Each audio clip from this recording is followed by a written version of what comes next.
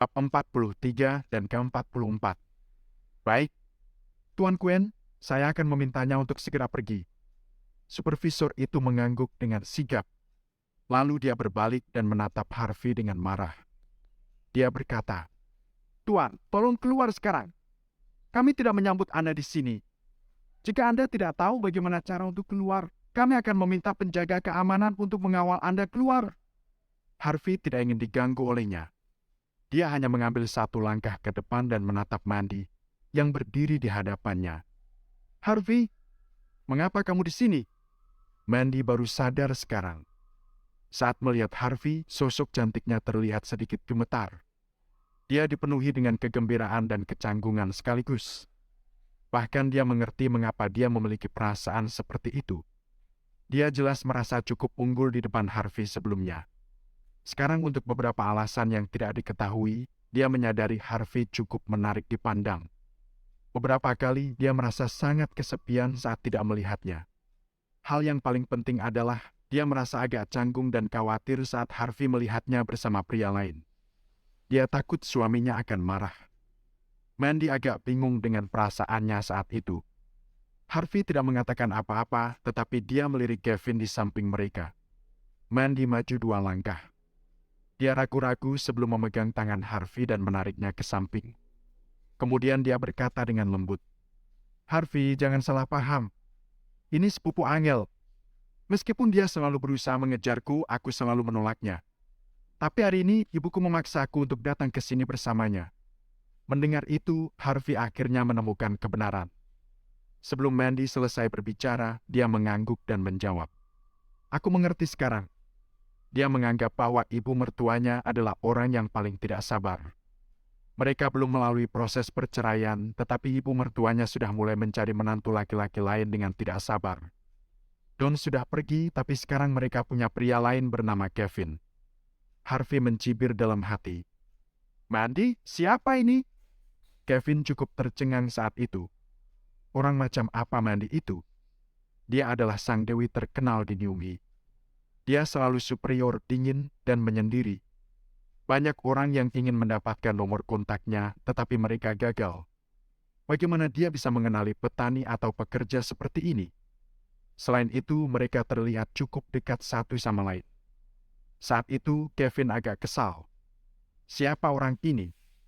Kenapa orang seperti dia bisa mendekati seorang dewi? Dia sama sekali tidak sadar diri. Mandy membuka mulutnya sedikit, tetapi sebelum dia bisa mengatakan apa-apa, Harvey menariknya ke belakang. Kemudian dia menatap Kevin dengan tenang berkata, "Aku suaminya. Selain itu, tidak ada orang di luar sana yang sembarangan memanggilnya sebagai Mandy. Tolong tunjukkan sikap hormatmu." Sesaat Kevin tertegun.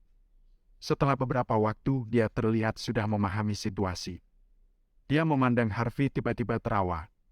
"Tepat ketika aku mencoba mencari tahu siapa kau, ternyata kau adalah menantu itu. Lalu kenapa? Apa kau menjadi sangat sombong dan arogan setelah merayu mertua dan istrimu? Betapa sombongnya! Jika orang lain tidak menyadarinya, mereka mungkin mengira kau semacam CEO. Aku sudah tahu keadaannya. Nyonya Lilian Zima telah memberitahuku tentang hal itu dengan jelas. Kau adalah menantu benalu yang menumpang hidup selama 3 tahun penuh. Tapi kau tidak tahu apa-apa selain melakukan pekerjaan rumah. Kau adalah si legendaris yang tidak berguna, ya kan?" Kevin tersenyum bahagia. Lalu dia menatap Harvey. "Aku memang sangat penasaran. Apa kau tidak memiliki sedikit pun martabat? Bagaimana kau bisa tetap tinggal di Zima? Jika aku jadi kau, aku akan bunuh diri. Bagaimana bisa seorang pria begitu tidak tahu malu sepertimu? Pastinya nenek moyangmu tidak bisa beristirahat dengan tenang melihatmu seperti ini. Selain itu, Nyonya Zima telah memintamu untuk meninggalkan Mandy.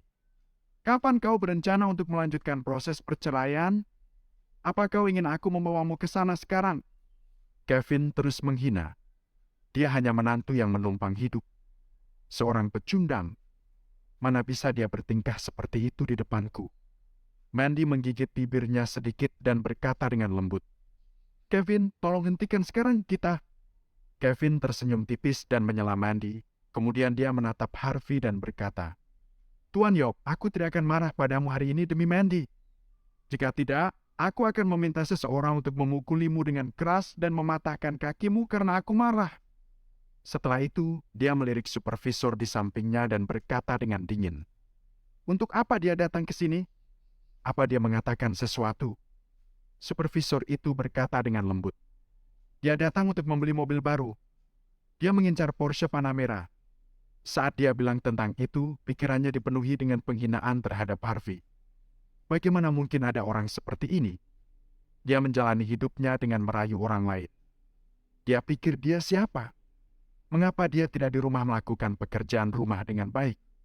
Mengapa dia datang ke sini dan bertingkah seolah dia mampu membeli mobil sport? Porsche Panamera. Kevin merasa geli. Mobil itu tidak mahal. Itu hanya sedikit lebih dari $300.000. Bisakah kau membelinya? Kau bahkan mau Porsche? Lucu sekali. Aku mendengar bahwa kau hanya memiliki sekitar $15 sebagai uang sakumu setiap hari. Pastinya kau perlu menghemat hingga $300.000 dengan tidak menggunakannya selama 1 tahun penuh, iya kan? Kevin tertawa terbahak-bahak. Saat mereka berbicara, mereka melihat seorang gadis cantik dan menawan memasuki tempat itu. Ternyata gadis yang masuk itu adalah sahabat terbaik Mandy, Angel. Dia ingin mempertemukan Kevin dan Mandy. Jadi hal biasa baginya untuk pergi ke sana. Dia melambai pada Mandy dari jauh. Ketika dia sampai di pintu, dia segera melihat Harvey sebelum dia bisa mengatakan apa-apa. Dia dipenuhi dengan rasa jijik. Setelah itu, dia berkata, "Mandy, mengapa si pecundang ini bisa ada di sini?" Bab 44. Mandy tampak canggung karena dia tidak tahu bagaimana menjawabnya. Tetapi Angel memandang Kevin dengan heran. Kevin tersenyum dan berkata, "Angel, apa kau tidak tahu Harvey ada di sini hari ini untuk membeli mobil? Dia mengincar Porsche Panamera. Mengapa kau tidak membantunya membeli warna?" Angel menghela nafas dan berkata, "Ayo lupakan saja. Tidak ada mobil ramah lingkungan untuk merek Porsche, jadi sulit untuk memilihnya." Setelah dia mengatakan itu, dia pergi dan melototi Harvey. Kemudian dia berkata, "Pecundang, tidakkah kau lihat bahwa Mandy berpacaran dengan sepupuku? Jika kau memiliki sedikit kesadaran diri, segeralah dari sini. Kau tidak tahu bahwa kau cukup merusak pemandangan hari di sini?" Kevin pun ikut tertawa mendengar itu. Pada saat yang sama, dia melirik Harvey. "Orang yang menjalani kehidupan yang menyedihkan. Aku mendengar bahwa dia bahkan membantu mencuci sepatu sepupuku. Sangat memalukan bagi laki-laki." Ekspresi wajah Harvey menjadi sedikit masam. Dia tahu bahwa Angel memang memiliki lidah yang tajam. Tetapi tidak pernah terpikir olehnya dia begitu jahat dan keji. Harvey hampir saja marah, tetapi Mandy menarik Angel ke samping dan mengatakan sesuatu padanya dengan lembut. "Angel, bisakah kau tidak menjadi macumplang dan membuat kekacauan di sini? Sebenarnya tidak ada apa-apa antara aku dan sepupumu. Apa kau tidak tahu mengapa aku datang ke sini hari ini? Selain itu, aku belum siap menceraikannya untuk saat ini." Angel tampak kaget. Dia kemudian mengulurkan tangannya dan mengecek dahi Mandy. Dia kemudian berkata dengan bingung, "Kau tidak demam? Kenapa kau mengatakan omong kosong seperti itu?" Berpikir tentang hal itu, Angel mengalihkan pandangannya. Dia segera menatap Harvey dan berkata dengan jijik, "Harvey, kau pikir apa yang lain akan menganggapmu sekarang setelah kau berhasil meminjam uang? Bagaimana kau mengancam Mandy agar tidak menceraikanmu? Biar ku beritahu, uang yang sedikit itu tidak berarti apa-apa. Selain itu, kau menyusahkan Zimmer selama 3 tahun penuh. Itulah yang harus kau lakukan, memberi mereka sejumlah uang. Jika kau memiliki martabat sebagai seorang pria, kau sebaiknya menyelesaikan perceraian. Jangan menghalanginya untuk mendapatkan kebahagiaan." Harvey menatap Angel dengan dingin. "Kau masih anak-anak. Apa hakmu untuk ikut campur dalam hubungan antara aku dan istriku? Kau pikir kau siapa? Apakah kau istriku? Kau!" Di luar dugaan Angel melihat Harvey membalas padanya, mengingat dia biasanya bersikap seperti pengecut. "Kau laki-laki, tetapi kau mengikuti istrimu sendiri. Sungguh memalukan." Harvey berkata dengan dingin, "Siapa bilang aku menguntitnya? Aku datang untuk membeli mobil." Berdiri di belakang mereka, Kevin tersenyum senang mendengarnya. Tepat sekali kau datang untuk membeli mobil. Tapi jangan pernah berpikir tentang Porsche. Bahkan jika kau mampu membeli Audi di sampingnya, aku akan berlutut di depanmu hari ini dan menganggapmu sebagai ayahku.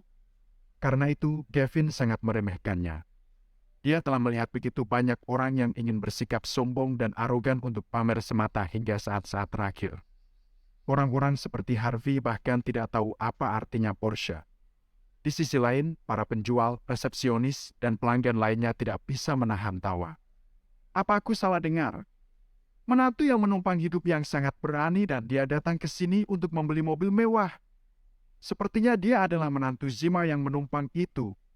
Dia tinggal di sana selama 3 tahun hingga sekarang dan dia hanya diberikan uang saku oleh istrinya. Percaya diri sekali dia berani datang ke sini untuk membeli mobil. Banyak orang di sana tertawa terbahak-bahak. Di Niumi, mereka yang sedikit kaya sangat menyadari kejadian itu. Orang-orang dari kelas atas sangat menyadari upacara pernikahan yang diadakan 3 tahun lalu.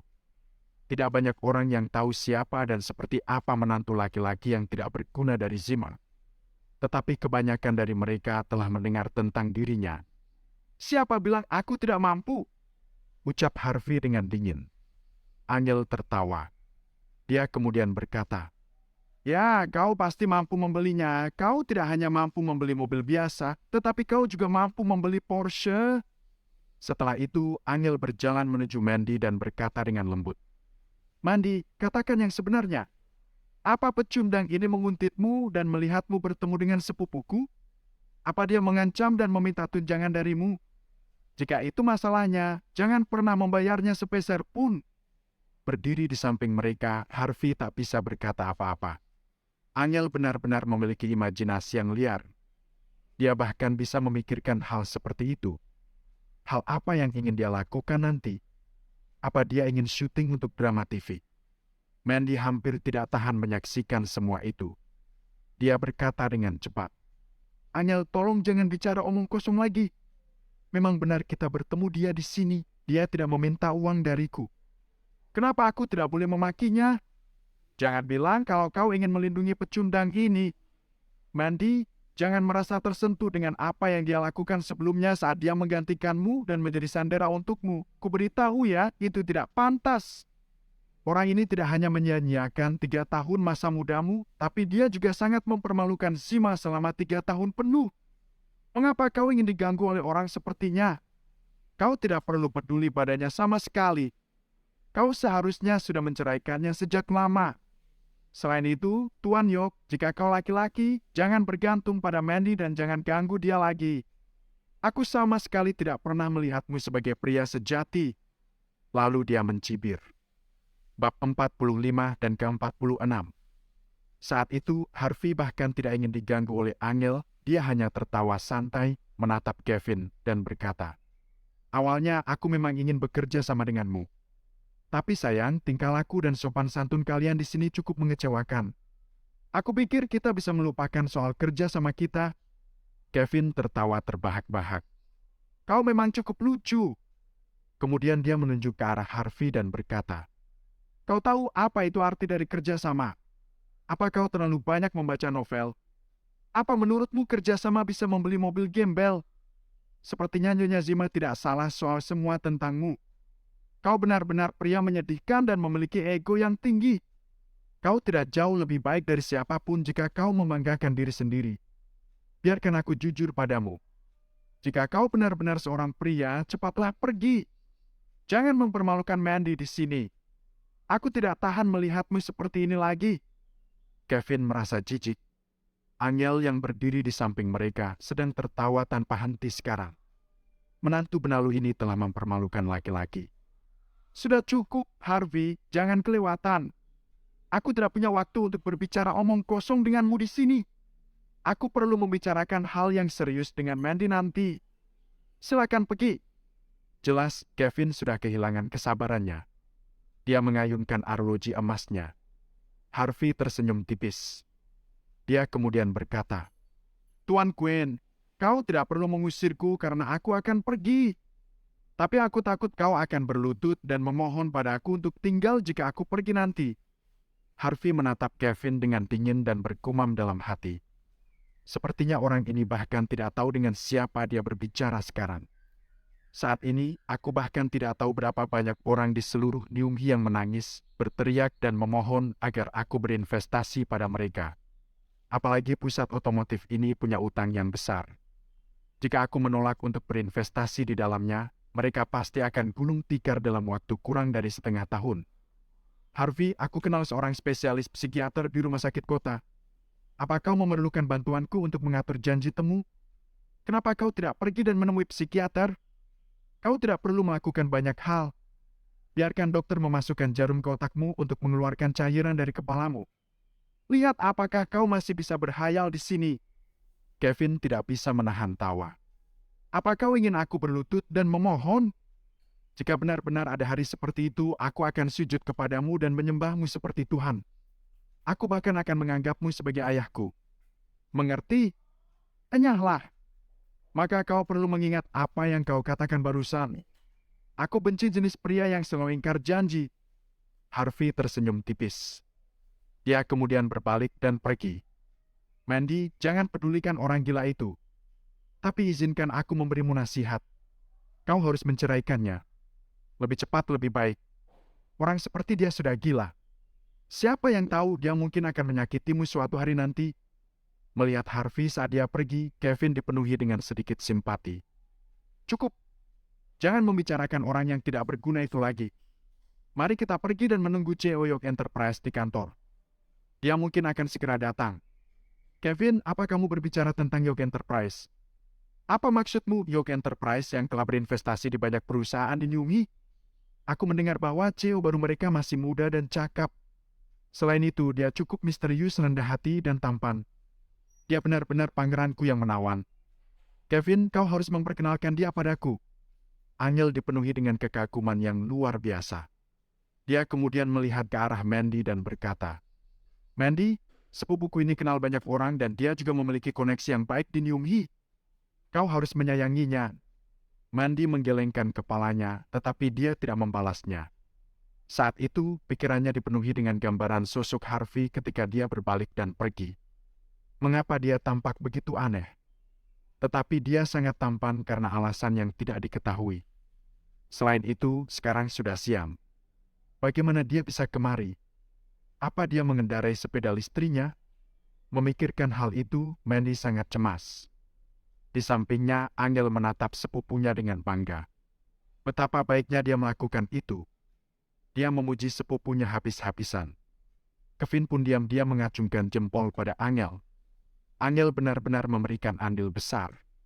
Dengan dia di sana, dia mungkin bisa mengambil kesempatan itu dan mendapatkan perhatian Mandy siang itu. Mungkin dia bahkan bisa dekat dengannya. Bagaimanapun, dia jauh lebih luar biasa jika dibandingkan dengan suaminya yang tidak berguna. Pada akhirnya, baik Kevin maupun Angel tetap sombong saat tiba-tiba Mandy berkata, Maafkan aku.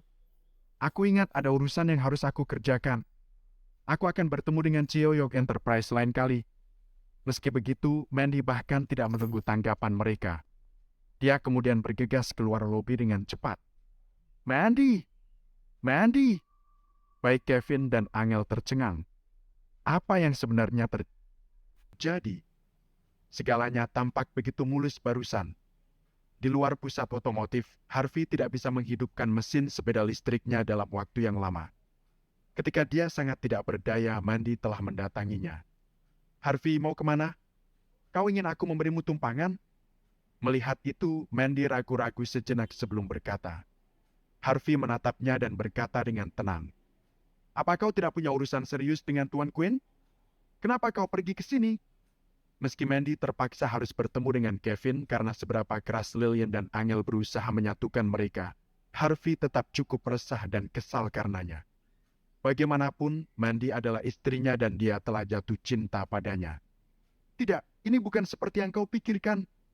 Mandy menggigit bibirnya gugup. Dia ragu-ragu sejenak sebelum melanjutkan. Aku tidak pernah ingin bertemu dengan Kevin. Dialah yang memberitahuku hari ini bahwa dia mengenal CEO York Enterprise. Dia berkata bahwa dia bisa memperkenalkan CEO kepadaku. Itu sebabnya aku datang. Mendengar itu, Harvey tersenyum. Dia kemudian menghela nafas lega. Apa? Kau pulang malam ini? Setelah terdiam, Mandy berbicara dengan lembut. Untuk sesaat mereka tidak berbicara satu sama lain.